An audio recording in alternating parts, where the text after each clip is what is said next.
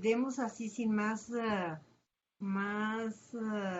dilación la palabra a Ana Elvira, que espero que esté por ahí, que ella va a hablar del arte en el arte.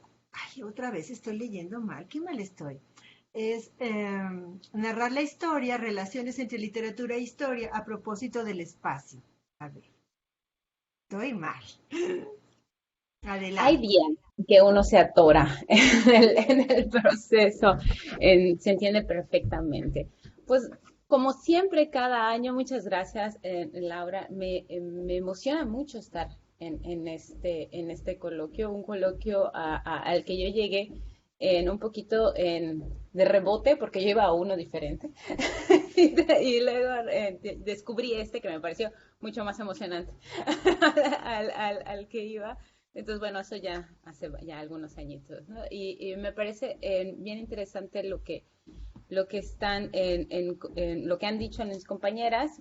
Y bueno, esta reflexión realmente corresponde a un trabajo que ya lleva pues casi una década construyéndose, ¿no? Como bien acaba de apuntar Margarita hace un momento, pues todavía el proceso hacia una metodología inter y transdisciplinaria, sobre todo, pues se está construyendo, ¿no? O sea, cada objeto de estudio, cada sujeto de estudio, pues refiere elementos complejos, habilidades, no es tan fácil como decir voy a echarle 2 de estas y 3 de estas y ya me va a quedar listo la metodología, ¿no? Para aproximarme a los textos, a las narrativas, ¿no?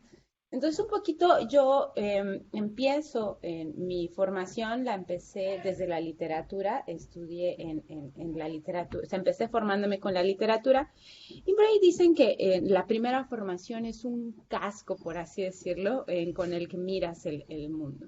Y a partir de ahí vas construyendo tus diálogos hacia en otras ciencias, pero lo cierto es que a mí no me convencía eso y mucho de eso tuvieron que ver la influencia de Maggie y Laura en el proceso, ¿no? En esta idea de que un texto o que una fuente, más que un texto, una fuente solo por su condición de producción o de almacenamiento ya condiciona la manera en que va a ser leída, se me hace muy reduccionista. De la misma manera en que me parece muy reduccionista utilizar la literatura como medio pretexto para la historia. En ese sentido, los historiadores no entran a la narración para trabajar la narración, sino se encargan de la veracidad de los datos aportados dentro de una narración, más allá de la idea o la evocación que está subyacente en el proceso narrativo.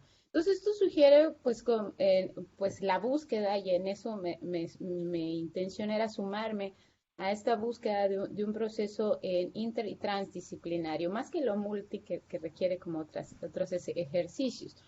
El trabajo interdisciplinario me di primero, antes de entrar un poquito a lo que tengo preparado como pretexto para hacer esta disertación, el trabajo interdisciplinario realmente pues parte de esta lógica, ¿no? El observar una situación de estudio desde una perspectiva dentro de la cual nuestra primera formación nos va a dar herramientas metodológicas para leerla y habrá que tomar una serie de elementos de otras ciencias casi siempre afines para poder trabajar en estos elementos. Por lo general, por ejemplo, las que trabajamos en literatura, pues tomamos elementos lingüísticos, elementos sociológicos, etcétera, para ir leyendo los textos. Pero justamente ayer teníamos una discusión bien interesante sobre las narrativas históricas. Las narrativas históricas tienen la particularidad de su conciencia de verdad.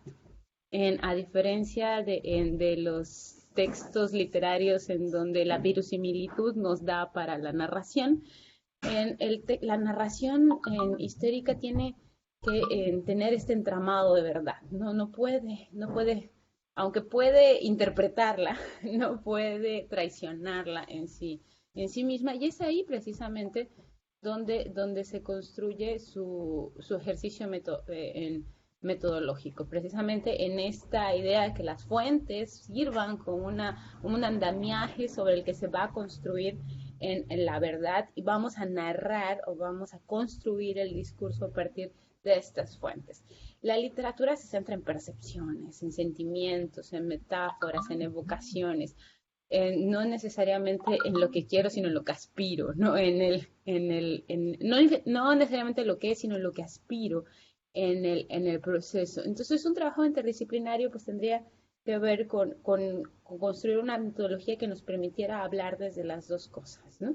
Desde el hecho y a la vez de la interpretación del hecho como una visión de mundo en que ahora con la historia cultural y todo esto, pues ya tiene muchas más herramientas para aprovecharlo. Sin embargo, cuando nos movemos de lo inter y nos vamos a lo trans, pues lo trans ya es más complejo, mucho más complejo que la idea de lo interdisciplinario, que todavía podemos como coquetearle ahí entre uno y otro, ir construyendo procesos y andamiajes sobre metodologías que son más estables. Pero lo trans ya implica, pues eso, traspasar, construir en otro momento, en otro ejercicio, el proceso, y esto requiere tiempo. Una postura transdisciplinaria no se construye de un día para otro, es observar el mismo fenómeno una y otra vez a través de sus múltiples interpretaciones, sus múltiples actores, sus voces, y una imagen que me gustaba mucho que usaba Maggie, este caleidoscopio, ¿no? de escenarios para narrar un hecho o una situación o una imagen de esta situación. Para ello, para mí, el espacio ha sido uno de los escenarios donde he podido hacer esta lectura trans de los elementos, ¿no? Más allá de la construcción de la identidad, que es un proceso muy complejo y que refiere pues, otros escenarios de postura, el espacio para mí se me hace una forma de concretar, de estabilizar hasta cierto punto una idea que es altamente volátil. El espacio y en su visión en su visión más evidente, más material, el paisaje, podemos pues estabilizar estas visiones, estas ideas y estas formas de interpretar pues, el mundo a partir de ellos, ¿no? Entonces se me hace muy importante hacer esta precisión de cómo estoy pasando por esto, porque abarcar el Caribe continental, pero sobre todo abarcar la parte de Yucatán como Caribe continental y su relación hacia Centroamérica, nos lleva a intentar estabilizar los paisajes. Y una idea que a mí me ha ayudado mucho es esta idea de que cuando observamos un paisaje, estamos observando la visión ya terminada de un proceso. Cuando lo volveremos a observar será otro momento, pero en el momento en el que se observa, estamos ante una visión terminada de un proceso histórico que el paisaje como evidencia material da cuenta. De hecho, un cartógrafo eso hace, como intenta capturar el espacio en una versión mucho más concreta que realmente es una abstracción del dibujo y le da la posibilidad de realizar una taxonomía del momento en el que se está observando. Cuando quitemos la vista y volvamos al paisaje, el paisaje dará cuenta de otra historia, ¿no? En ese sentido, pero nos permite crear como un momento para analizarlo, pero la manera en cómo lo miramos y cómo lo observamos requiere tiempo e ir remirando las maneras en que se ha visto el mismo pedazo. Y es justamente el trabajo en que yo intenté hacer. No estoy muy familiarizada con el Blue Jeans, ¿cómo comparto? Ah, ya lo encontré. Llevo entrando y saliendo de 3 plataformas diferentes. Espero. ¿Sí se ve? ¿Ahora sí? Ahora sí se ve. Sí, ahí está. Ok, bueno, la idea, tomo para esta disertación un texto que, al igual que Margarita, ya fue publicado en este libro de otros Caribes, que Antonino y Maggie han tenido a bien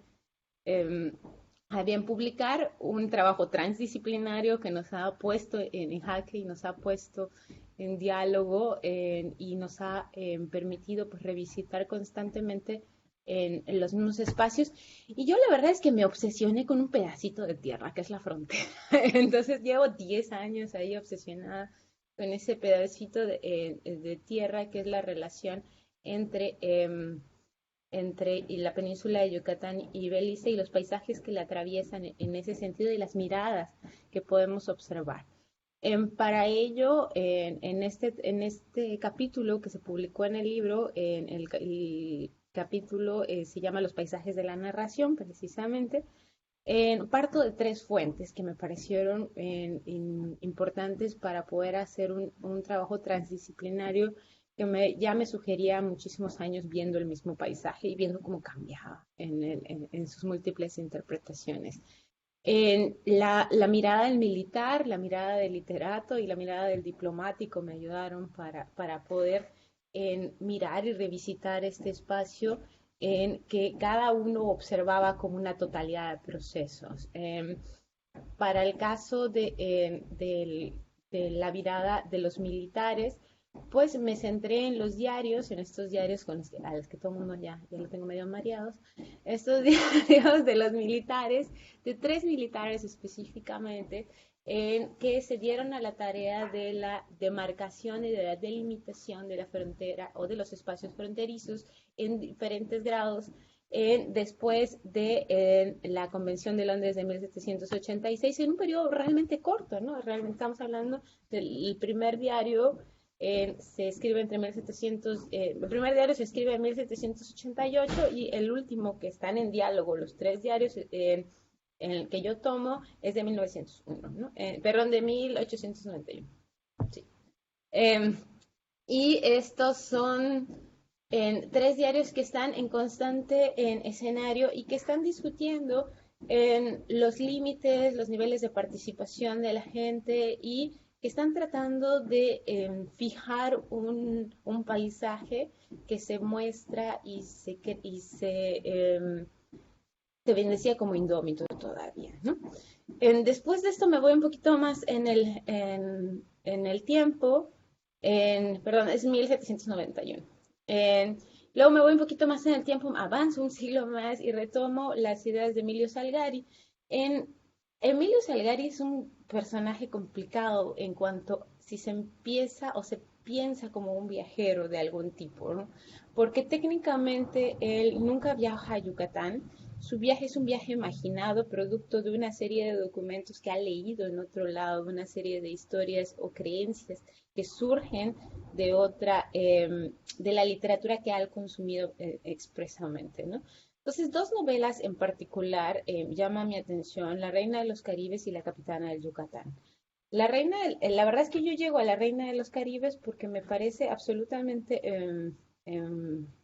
yo pensé que el personaje era un personaje femenino, entonces llegué a La Reina de los Caribes pensando que había un personaje femenino que transcurría por las costas de Belice y Yucatán, y resulta que no, era otro de los viajeros, de los piratas, que Salgari ubica dentro del siglo XVII, dentro de estas narrativas de la piratería, que decía una doctora hace un rato, de estas narrativas de la piratería, y Salgari pues no se ve,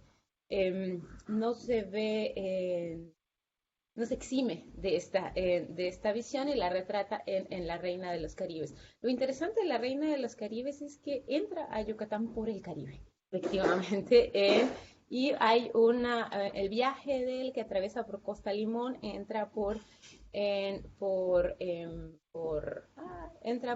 Golfo de Honduras y bordea la costa de Yucatán. Es un viaje que nos da un montón de paisajes sobrecogedores de la península, que no van a ser muy distintos de los que un siglo atrás los viajeros de los diarios militares están observando. Pero sí los viajeros militares van a dar muchísima más información que nos permite complementar lo que en teoría debía haber visto nuestro personaje y que omite a la hora de narrar porque el paisaje en sí mismo se vuelve una forma de interpelar al espacio, ¿no? Y la siguiente novela, que aunque están en cronologías diferentes, primero es La Capitana del Yucatán y luego La Reina del Caribe, no están ubicadas las novelas temporalmente en el mismo momento.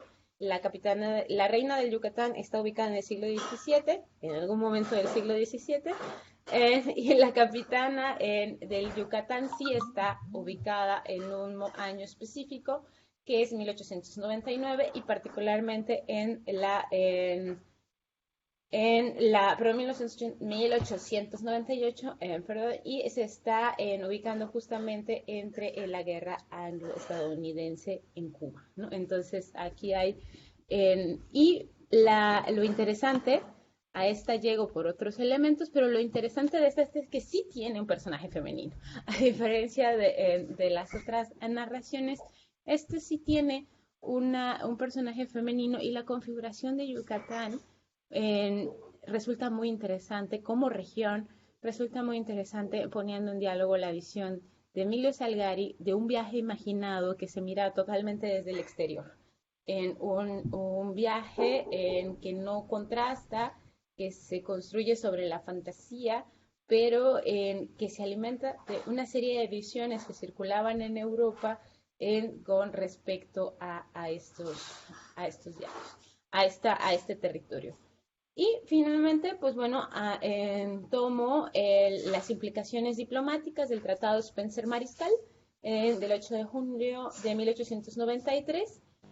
Este tratado tiene como la particularidad de ser la oficialización de la delimitación del trazo de la frontera internacional entre el ya configurado México y Honduras Británica. En este caso, por eso no es Belice, es Honduras Británica.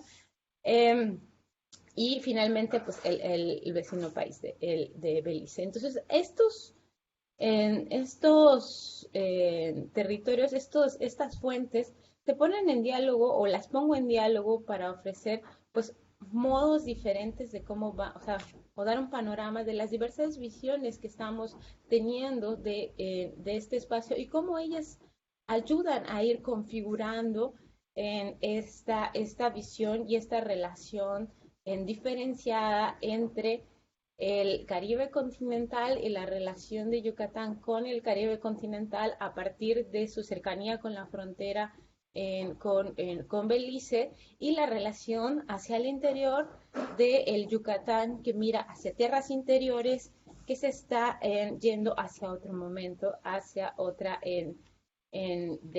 hacia otra formación. Esta idea me parece muy interesante en un trabajo reciente que he empezado a explorar acerca de los monocultivos que estuvieron en estas dos visiones. El enequén se centra realmente hacia la parte urbana y los otros cultivos que van a estar atravesados y que van a tener una relación también con este espacio, los vamos a encontrar en los árboles y en la selva.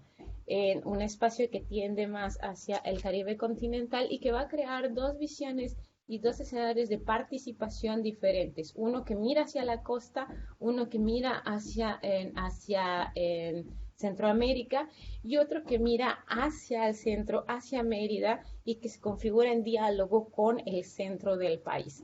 Y es ese momento cuando podemos ver que pues Yucatán se divide, ¿no? O sea, la península se divide en sus miradas y una mira hacia el Caribe y la otra mira hacia el centro, pero tiene que ver también con el posicionamiento de quienes están mirando, ¿no? Y quienes están mirando, tenemos una élite relacionada con el ferrocarril, ubicado en un espacio muy pequeño en Mérida y sus alrededores, que está en tensión con las élites conflictivas, belicosas, etcétera, que están hacia el sur-suroeste y que se están desplegando hacia Centroamérica. Un espacio que se mira desde fuera como nido de proscritos y desde dentro como una intensa, en un espacio con una intensa actividad económica que tiene miras hacia el exterior.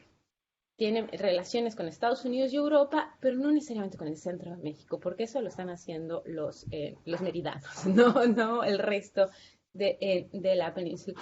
Y esto fue un proceso de búsqueda interesante en estos elementos y avanza.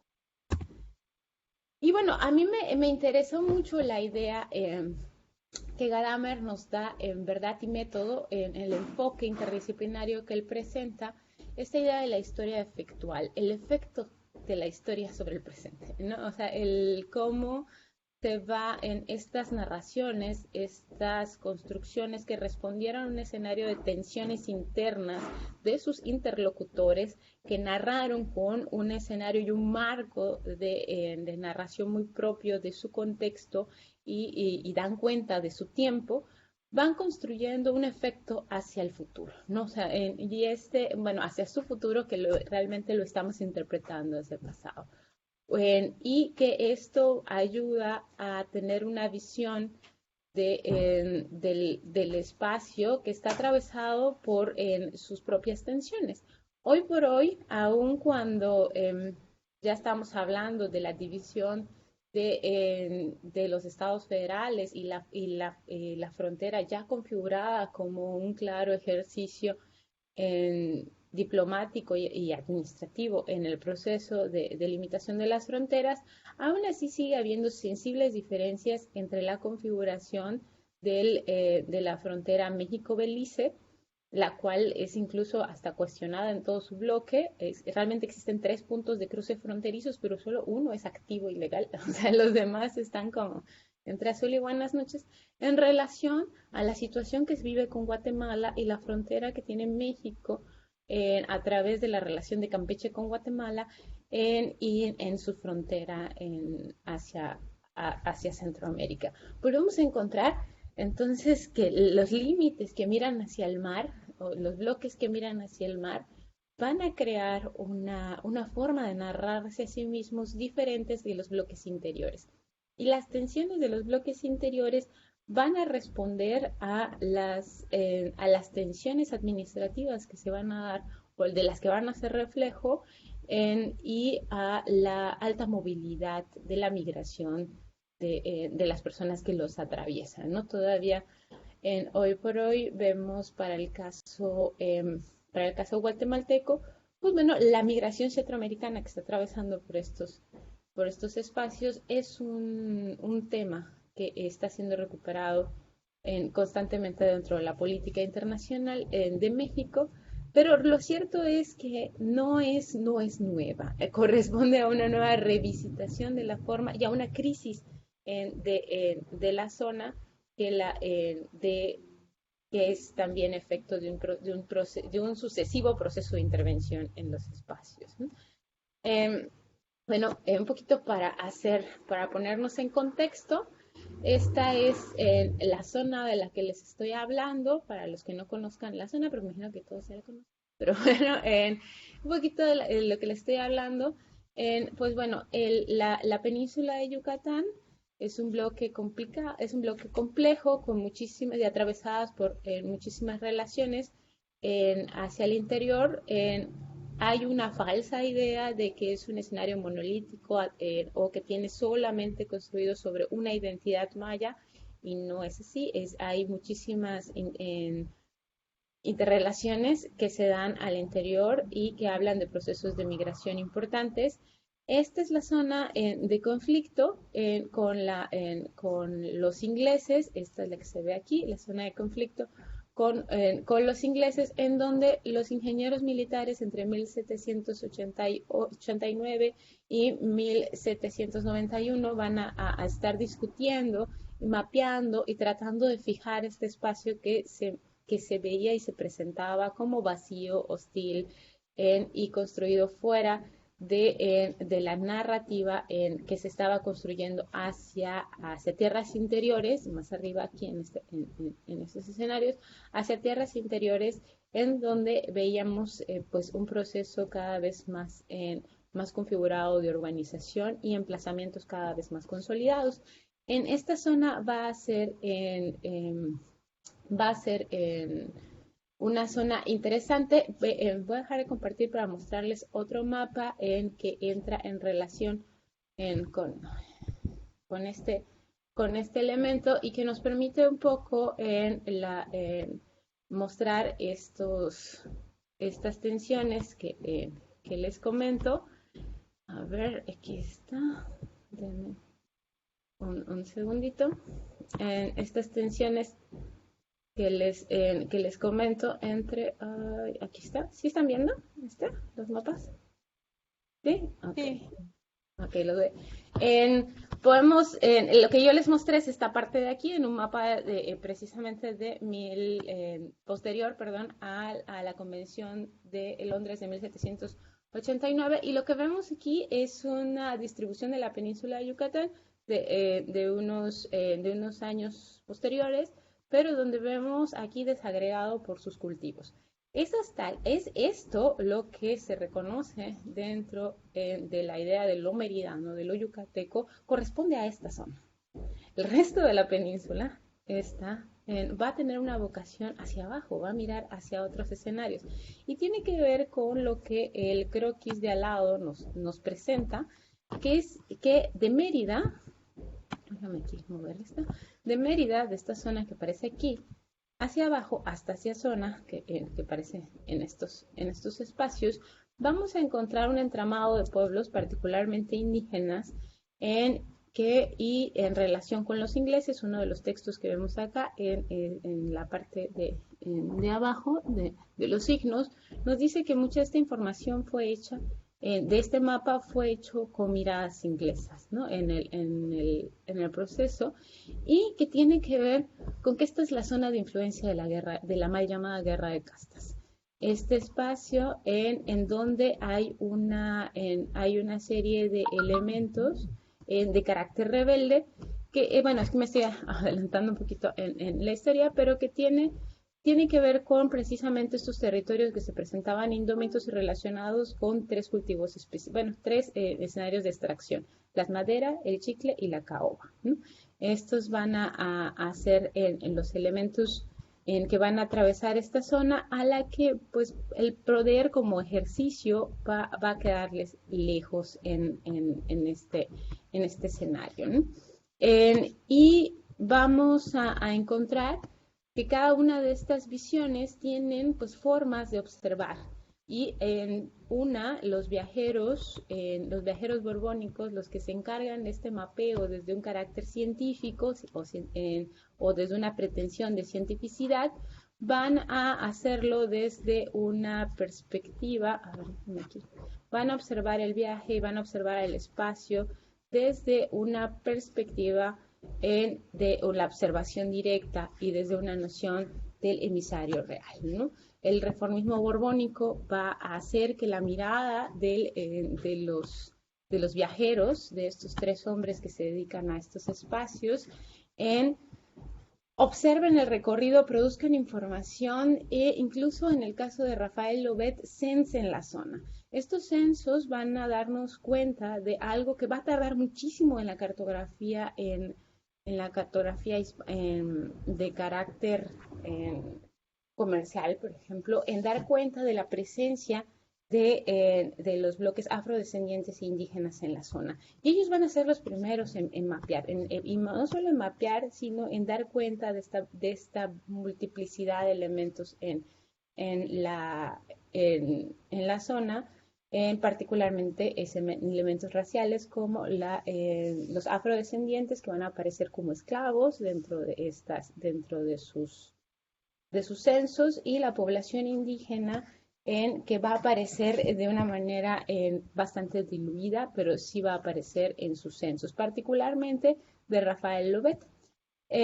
Y bueno, vemos aquí pues, algunos elementos que son interesantes para el viaje de estos personajes, que son emisarios reales, vienen con la consigna de ser y de evidenciar y producir información sobre la marcha. Su información se basa en el hecho de que fueron capaces de observar y hacer el recorrido, Eso les da un escenario de narración de verdad. Vamos a encontrar en la fórmula de he visto y he recorrido el espacio para dar conciencia de que es real y es verdad, ¿no? El viaje proviene de un periplo ilustrado, se va a medir, se va a censar. Se habla de un ejercicio bilingüe en donde ellos también entran o llevan traductor y se percibe como más confiable en relación a la otra información emitida sobre el mismo espacio, particularmente a la información inglesa, que ellos presentan como mucho más confiable. O sea,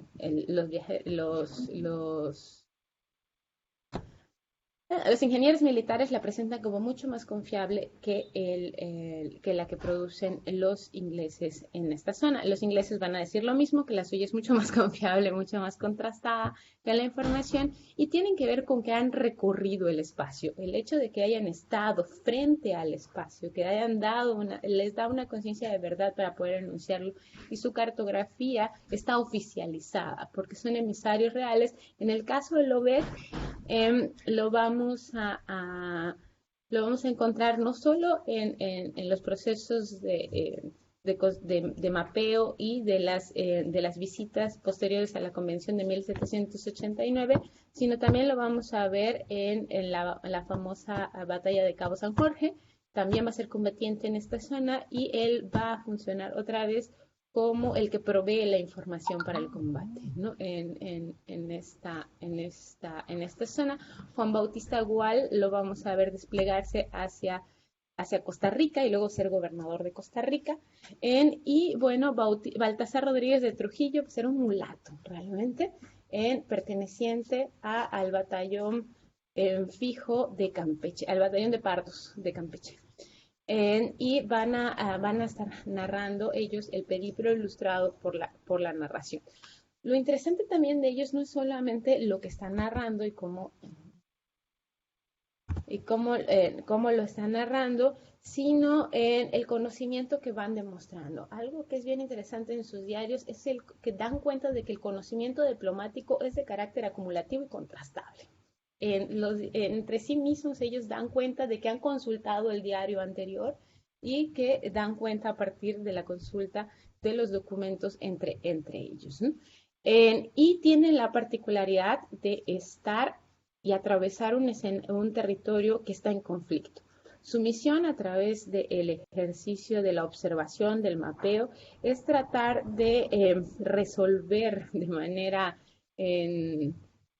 manera en concreto, o sea, a través de una serie de documentaciones, un territorio que se presenta en conflicto. Es justamente en el conflicto primero con los ingleses, pero también con la población local que lo atraviesa, ¿no?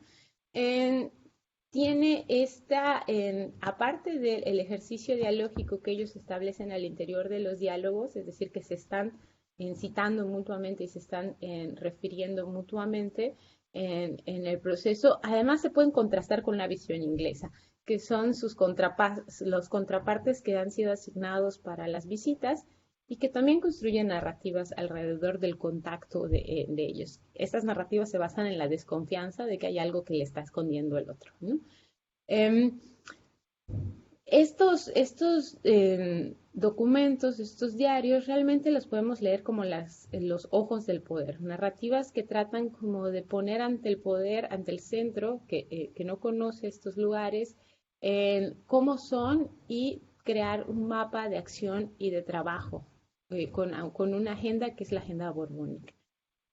Hay 4 elementos que se ven, 4 aspectos que se ven claramente en la forma en que ellos están construyendo: la dimensión geográfica del territorio que se expresa en sus mapas, la idea de lo justo, que van a ir constantemente dialogando e interpelando con su contraparte inglesa, que es lo justo para las naciones, evidenciar el estado de la población, es de ahí la insistencia de los censos y el mapeo, y la tributación de los recursos naturales, en que ya para entonces se presentaba que ya era un asunto importante, particularmente el palo de tinte, pero las maderas eran un elemento importante en un gran espacio que no estaba regulado todavía, ¿no? y que se presenta para ellos también en un carácter sobrecogedor. Y aquí estos diarios son bien interesantes si los analizamos desde una fórmula literaria en el sentido de centrarnos en la diferencia entre narrar y describir. En teoría, estos diarios deberían estar, al estar en esta condición militar y ser documentos que dan cuestión de verdad, deberían estar construidos sobre la descripción. Es decir, sobre dejar claro de los elementos que se despliegan en el espacio y darles un orden, un acomodo y una estructura, como habían sido los diarios ingleses. Por ejemplo, el de Dampier realmente tiene como la habilidad de describir los elementos y en el espacio lo que vemos es cómo van apareciendo una serie de elementos que tienen que ver con productos de interés para, para la corona inglesa, ¿no? El palo de tinte, los animales, el mar, incluso la misma condición de los cortadores de palo de tinte. Su objetivo es descriptivo. Sin embargo, aunque ellos están en este escenario, al centrarse uno de sus elementos de la agenda sea el considerarlo justo, aparece la narración. Y es ahí en la narración donde se vuelven interesantes los diarios como narraciones históricas.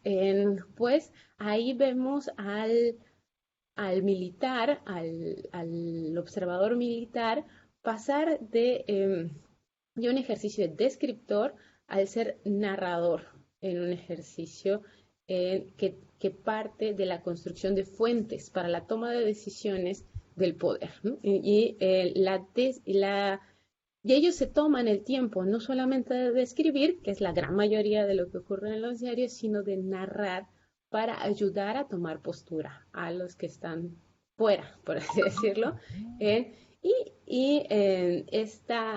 Esta narración se centra particularmente en las acciones del otro, en las acciones del otro en relación a los elementos que les toca observar como elementos.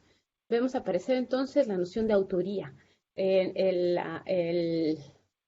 autor, por así decirlo, de estos diarios interpela directamente el texto del otro autor e incluso discute la narrativa del otro autor, estableciendo pues, este ejercicio dialógico y polifónico entre entre los tres. Aunque, bueno, a mí me gusta considerar a los tres, pero lo cierto es que realmente el diálogo está construido entre Rafael Lobet y Juan Bautista Gual. Baltasar Rodríguez de Trujillo tiene un conflicto hacia el interior con un traductor del que no sabemos mucho y rápidamente es suplantado en este ejercicio por Juan Bautista Gual, quien lo releva en las visitas y y continúan el diálogo entre ellos, ¿no? Lobet va a tener una autoridad mucho mayor para narrar porque pues él va a tener mucho más información, porque va a tener también la misión de parcelar el espacio para censar a las familias inglesas y darles un territorio para el cultivo. Entonces, hay una jerarquía también dentro de las voces que van construyendo el territorio. Y bueno, nos vamos a la literatura. Y pues en teoría, un siglo después, la mirada imaginada de alguien que no ha viajado por el espacio debería arrojarnos o presentarnos otros elementos que resultan interesantes para la zona. Y aquí lo que vemos es que el viaje es, como propio de este tipo de literatura, el viaje es un tropo en sí mismo. El asunto, todos los personajes, tanto el personaje masculino de la Reina de los Caribes, que es el corsario negro, como el caso de la capitana del Yucatán, ay, se me fue el nombre, de ella, vamos a encontrar el viaje en sí mismo ya no como un elemento para generar la veracidad o comprobar la veracidad de la descripción, sino como un tropo literario que debe ser narrado, ¿no? Es el viaje de los personajes lo que nos interesa En su verificación ya no parte de un ejercicio científico, sino ideológico. Los personajes tienen un compromiso ideológico con lo que están narrando. En el caso del pirata, el corsario negro, su visión es la visión romántica del pirata inglés. En el caso de la capitana del Yucatán, ella va a tener una idea prohispanista y va a tomar una postura en contra de los criollos cubanos que se están amotinando contra España, ¿no? Entonces, aquí lo que vemos es el despliegue de los paisajes de la imaginación. Y lo que importa es cómo el lector reacciona emotivamente a la narración, no tanto a la descripción. Aunque hay elementos de descripción que nos ayudan a que el paisaje aparezca en escena, lo que busca es la narración que involucra emotivamente al lector y que crea una noción de estar sobrecogido, o sea, de estar emocionado frente a un paisaje que se mantiene en naturalmente desierto. O sea, hay muchísima naturaleza y esta naturaleza es sobrecogedora, atardeceres, ¿cómo se llama? La costa, una visión de la costa, el mar, pero nada aparece ahí, no hay personas, no hay gente. Es el paisaje en sí mismo que resulta sobrecogedor para para el lector, el cual, al igual que el protagonista, se para solo frente al paisaje. Aquí, pues el viajero es el lector como tal, y Emilio Salgari se vuelve un vínculo para que el lector pueda realizar el viaje. Bueno, sin el lector la obra pierde gran parte de su sentido porque no tiene este pacto de verosimilitud, perdón. Y, no podemos acceder a estas imágenes arquetípicas. Me gusta mucho contrastar estos dos textos porque particularmente La Capitana del Yucatán es la cosa más histórica y geográficamente incorrecta que pueda existir en la literatura. En el sentido de que el autor, por ejemplo, pone a la catedral yucateca, que dice que es la catedral en Mérida, que dice que es muy similar a una iglesia en Sevilla, pero además la pone cerca del mar, así, a 10 minutos del mar, ¿no? Entonces, bueno, o sea, es una visión pues histórica y geográficamente bastante incorrecta, pero es bien interesante que Yucatán aparezca para hablar del tráfico de armas hacia Cuba, justo en los momentos bélicos. Y eso sí lo presenta el autor y presenta a Yucatán como un lugar que permite que las insurgencias en el Caribe se den. A través bueno, en el caso de la capitana, pues ella intenta y participa del tráfico de armas a través de este barco llamado el Yucatán, que va y viene de Cuba, apoyando la subversión, ella desde el lado prohispanista. Aquí todos los paisajes se presentan como escenarios de frontera en los que habita lo salvaje y lo idómito. Y la emoción no se pita aunque gran parte de la narración que vemos aparecer en los textos de ¿cómo se llama? Se me fue. Que nuestros autores anteriores, en donde el ejercicio de cientificidad, de la observación del paisaje, hace que la emoción se intente relegar, aquí no se evita.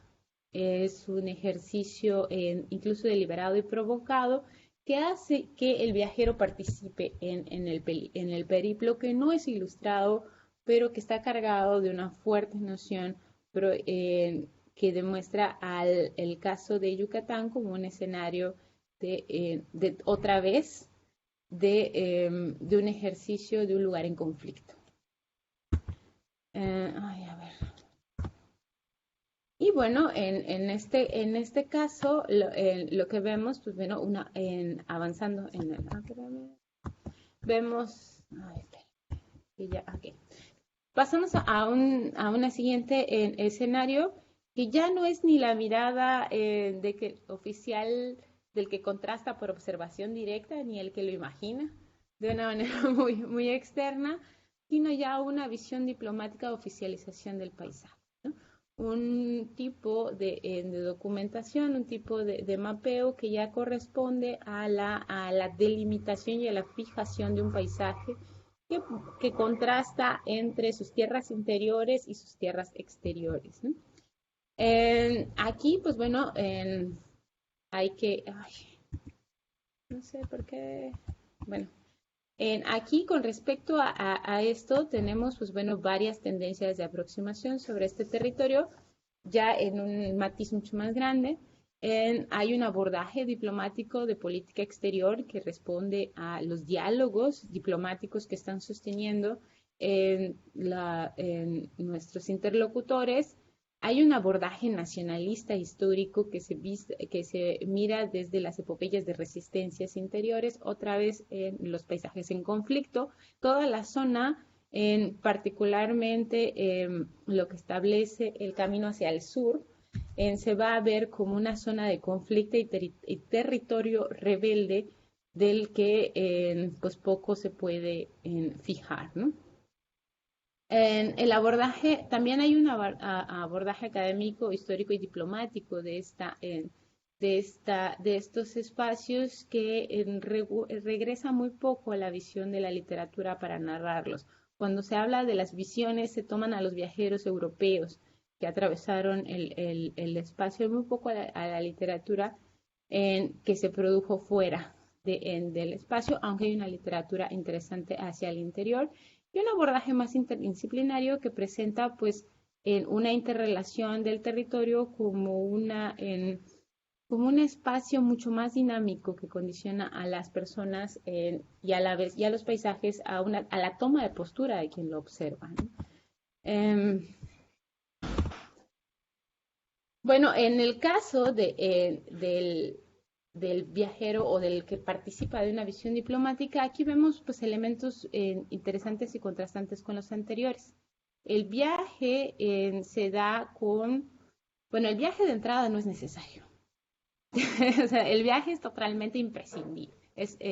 No es necesario, pero sí es importante el traslado. O sea, el diplomático debe acercarse a la zona, aunque no la recorra. Tiene que estar próxima a la zona del territorio. No hay un viaje por cuenta propia, se parte de una serie de visiones previas. El objetivo práctico del viaje es representar a la nación. Aquí ya no hay como estas ideologías de grupos en contraste, como en el caso de la literatura de Salgari, que nos presenta una multiplicidad de grupos políticos en contraste, o la idea de los diarios militares que presentan una narrativa entre lo justo entre las naciones, entre los estados coloniales español e inglés, sino es representar a la nación. Aquí ya tenemos la idea de la nación. Y el paisaje que observa el viajero diplomático es siempre un paisaje de referencia. Es decir, es un paisaje que no es necesariamente el paisaje material, sino las narraciones del paisaje que existen alrededor, ¿no? Que es muy focalizado en elementos de interés. A ver, bueno. Y bueno, ya para finalizar, voy a dejar quitar un poquito aquí. Ya para finalizar en esta intervención, pues bueno, en la manera o la forma en que presenté este caso para ver cómo la literatura y la historia interactúan como formas y narraciones del territorio. A mí me pareció muy útil la idea de contrastar estas dos formas de narrar, uno desde la emoción y la otra desde un ejercicio de observación un poco más oficial, que ofrecía datos pero que no prescindía del ejercicio de la narración. Y esto permite contrastar o permitiría contrastar con otras formas de narrar la historia en donde las tensiones de los propios autores sean evidentes.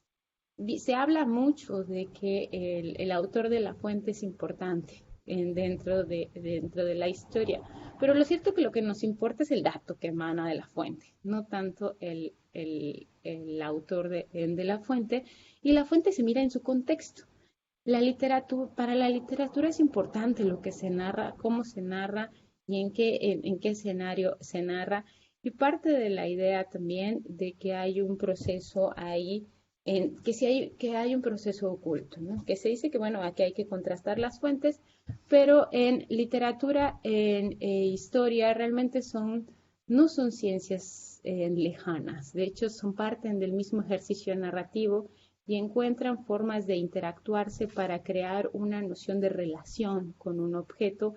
En el caso que yo intenté presentar, es mucho más largo el trabajo, pero yo intenté presentar pues una relación con el territorio y la construcción de una región. En Yucatán da cuenta hoy de estos procesos que llevaron 5 siglos. O sea, no son nuevos, pero están sucesivamente encubiertos por otras narraciones, están sucesivamente encubiertas por otras formas de ver, por cómo te paras, por cómo lo observas. Cuando el viajero viene a Yucatán, queda fascinado con la idea de Mérida y Mérida se proyecta como toda la península cuando no es así. Y esta visión tiene que ver con un momento en el que los centros de poder estaban focalizados y los escenarios, los territorios rebeldes, los escenarios que estuvieron 3 siglos en conflicto, pues fueron sucesivamente invisibilizados porque no hubo una narrativa consistente.